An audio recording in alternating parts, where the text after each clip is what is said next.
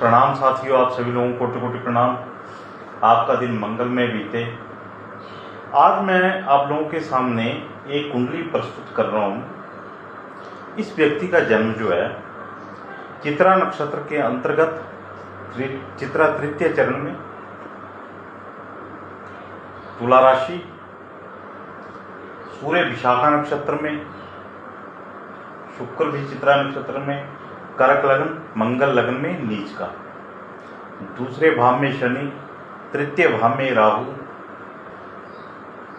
चतुर्थ भाव में सूर्य चंद्रमा शुक्र, पंचम भाव में बुध, भाग्य स्थान में केतु और बृहस्पति मिथुन राशि में 12वें भाव में। यहाँ पे इस पूरी कुंडली का एनालिसिस तो मैं आज नहीं करूँगा। मैं आपको इस कुंडली के बारे में आज बात करूंगा नीच भंग राजयोग की। अब यहाँ पे देखिए, अगर आप देखें ये कर्क लग्न की कुंडली है और कर्क लग्न में जो मंगल है वो योग कारक ग्रह माने गए हैं, परंतु नीच के हो गए। तो प्रायः हम इसके बारे में फल करेंगे कि कहीं पर दसम भाव और पंचम भाव, इनके एजुकेशन और पंचम भाव दसम भाव संबंधी कहीं पर व्यक्ति को, जैसे दसम भाव क्या आ गया, मान सम्मान का आ गया, प्रतिष्ठा का आ गया, राज दरबार का आ गया, बड़े लोगों के साथ संबंध का आ गया। तो जब ये दसम भाव और पंचम भाव कहीं पर संतान का आ गया, पंचम भाव कहीं पर बुद्धि का आ गया, ठीक है। जब ऐसी स्थिति बनी हुई है तो मंगल जब नीच का हो गया तो इन स्थानों में वृद्धि करने की अपेक्षा हानि करेगा। परंतु अगर आप देखें तो यहाँ से मंगल पंचम भाव से जो है लग्न में है, तो यहाँ से अगर आप गिने तो नवम भाव में है, अपनी राशि से नवम भाव में, और यहाँ चतुर्थ भाव में। तो एक पॉइंट तो मंगल को ये मिल जाता है कि अपने भाव से केंद्र त्रिकोण में आ गया, अपनी राशि से केंद्र त्रिकोण में मंगल आ गया। तो मंगल को हम यहाँ पे इतना बुरा नहीं मान सकते, क्योंकि अपनी राशियों से जो है केंद्र में आ जाता है। और दूसरी बात यह है कि मंगल जो है कर्क राशि में जो है यहाँ पर धन कारक हो जाता है। कर्क राशि में नीच का होकर भी मंगल अपनी मित्र राशि में बैठा होता है। चलिए, तो यहाँ पे बात मंगल को यानी कि यहाँ पे बल मिल जाता है, कर्क लग्न में मंगल नीच का भी होता है। परंतु यहाँ पे फिर भी बहुत सारे ज्योतिषी, बहुत सारे विद्वान लोग इस बात से सहमत नहीं होंगे कि मंगल यहाँ पे अच्छा फल देगा। मैं भी इस बात को मानता हूँ कि मंगल नीच का होकर कहीं पर खराब फल ही करेगा।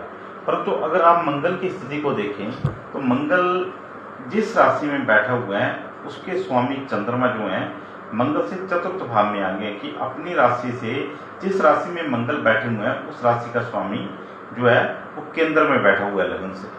तो ये एक नीच भंग राजयोग का बहुत अच्छा, आप देख सकते हैं कि इसमें नीच भंग हुआ है। जब भी जिस राशि में ग्रह नीच का बैठा होता है उसका स्वामी यदि चंद्र कुंडली से या लगन कुंडली से केंद्र में आ जाए तो इसको एक नीच भंग, वैसे नीच भंग अलग अलग तरह से भी होता है। नीच भंग बहुत ऐसे विधि हैं जिनसे नीच भंग हो जाता है, परंतु यहाँ पे आप स्पष्ट दे सकते हैं कि यहाँ कर्क राशि का स्वामी जो है चंद्रमा वो चतुर्थ भाव में आ गया, और इस चंद्रमा के ऊपर बृहस्पति की दृष्टि। तो यहाँ पर इस कुंडली के जातक को मंगल ने बहुत अच्छा फल दिया। जब जब मंगल की अंतर्दशा आई तब इस जातक के जीवन में भाग्य वृद्धि हुई, धन की प्राप्ति हुई, भूमि भवन प्रॉपर्टी के इसको सुख मिले, क्योंकि इस जातक को मैं जानता हूँ, ये मेरे संपर्क में है।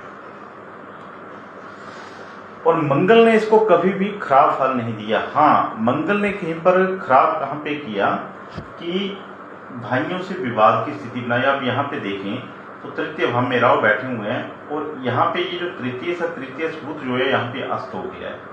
तो कहीं पर भाई बहनों के सुख में इस जातक को कमी देखने को मिली, परंतु अंततः भाइयों से भी इसने लाभ प्राप्त किया, भाइयों से भी इसको धन लाभ की प्राप्ति हुई। कारण क्योंकि मंगल का यहाँ पे मंगल भाइयों का कारक होके, भूमि भवन प्रॉपर्टी का कारक होके नीच होके फिर उसका नीच भंग हो गया। तो जब किसी ग्रह का नीच भंग होता है तो पहले वो समस्याएं देता है, इस जातक को भी जीवन में रिश्तों में बहुत ज़्यादा समस्याएं आई। भूमि भवन प्रॉपर्टी जहाँ पे भी इसने ली या जहाँ पे इसकी पैटर्नल प्रॉपर्टी थी वहाँ पे भी दिक्कतें आई, परंतु दिक्कतों के बाद फिर इस जातक को विजय की प्राप्ति हुई। यानी कि विजय की प्राप्ति का मतलब है कि उन दिक्कतों के ऊपर इसने कहीं पर कंट्रोल कर लिया और भाइयों से भी इसको लाभ प्राप्त हुआ। भाइयों से भी स्टार्टिंग में शुरुआत में जो है कहीं पर विरोधाभास वाली स्थिति रही, परंतु अंततोगत्वा इस व्यक्ति को भाइयों से भी लाभ की प्राप्ति हुई। तो यहाँ पे अगर आप कर्क का मंगल कभी भी किसी कुंडली में देखें तो एक बात जान लीजिए, अगर कर्क राशि का मंगल कर्क लग्न की कुंडली में है और उसका अगर नीच भंग भी नहीं हुआ है और किसी तरह से वो बलवान हो जाता है, या इस राशि का स्वामी कहीं पर, जैसे अब या इस राशि का स्वामी चंद्रमा आ गया, अब सपोज करो नीच भंग नहीं होता है परंतु चंद्रमा कहीं पर यहाँ पे उच्च का होकर बैठ जाता है और चंद्रमा के ऊपर बृहस्पति की दृष्टि हो जाती है, तो आप समझिए मंगल का अगर नीच भंग ना भी हुआ हो तो भी मंगल कर्क लग्न की कुंडली में बहुत अच्छा फल देता है। कर्क लग्न और सिंह लग्न की कुंडली में, अब सिंह लग्न की कुंडली में भी मंगल के ऊपर अगर पाप प्रभाव ना हो और अगर वो नीच हो जाए तो पाप प्रभाव, पर इसके ऊपर ये है कि पाप प्रभाव नहीं होना चाहिए। तो अगर जरा सा भी शुभ प्रभाव हुआ कर्क लग्न और सिंह लग्न की कुंडली में, या मंगल का नीच भंग हो जाए या उसके ऊपर शुभ प्रभाव हो जाए, तो कर्क लग्न और सिंह लग्न की कुंडली में मंगल सबसे ज़्यादा राजयोग कारक हो जाता है। अब इस जातक की कुंडली में मंगल अगर हम षड बल में देखें तो मंगल षड बल में सबसे ज़्यादा बली ग्रह है, मतलब अगर हम षड बल में देखें। दूसरे नंबर के ऊपर शनि है, यानी कि मंगल ने षड बल में बली होके और कर्क लग्न की कुंडली में नीच भंग होने के कारण ये मंगल राजयोग कारक सिद्ध हुआ। जब भी इस व्यक्ति को मंगल की दशा अंतरदशा आई, इस व्यक्ति को राजयोग तुल्य फलों की प्राप्ति हुई, इस जातक के मान सम्मान में वृद्धि हुई और इस जातक का वर्चस्व बना जब जब भी मंगल की अंतरदशा आई। क्योंकि महादशा तो नहीं आई अभी तक, चित्रा नक्षत्र का जन्म है और मेरे ख्याल 77 या 76 के इर्द इनका जन्म है, तो अभी तक इनका मेरे ख्याल शनि का पीरियड चला होगा। तो कहने का भाव है अभी तक मंगल की महादशा तो मेरे ख्याल इनके जीवन में आएगी भी नहीं। तो कुल मिला के जब ऐसी स्थिति है तो मंगल आपको कभी भी, जब नीच भंग हो गया, नीच भंग ग्रह, नीच भंग राजयोग हम बोलते हैं, नीच भंग यानी कि नीचता मिलेगी, फिर वो भंग होगी और फिर उसको राजयोग मिलेगा। तो यहाँ पे भी ये स्पष्ट उदाहरण है, भाइयों से विरोध हुआ फिर भाइयों से लाभ हुआ, प्रॉपर्टी में विरोध हुआ फिर प्रॉपर्टी से लाभ हुआ। तो कुल मिला के इस मंगल ने राजयोग दिया, परंतु कुछ अटकलों के बाद, और राजयोग फिर ऐसा दिया कि जीवन में जब जब मंगल की अंतरदशा आई, इस व्यक्ति को और किसी भी ग्रह ने इतना अच्छा फल नहीं दिया जितना कि मंगल ने दिया। मंगल और केतु का जब जब भी अंतरदशा इस व्यक्ति को आई, इस व्यक्ति के जीवन में भाग्य उदय हुआ। इसी के साथ आज मैं ये नीच भंग राजयोग के ऊपर मैंने चर्चा की। ये कुंडली जो है, ये व्यक्ति मेरे परिचित है और इनकी कुंडली को मैं ही देखता हूँ। तो जब जब भी मैंने देखा कि इनके जीवन में मंगल या केतु की अंतरदशाएं हैं, इनके जीवन में एक इनको ऊंचाई देखने को मिली।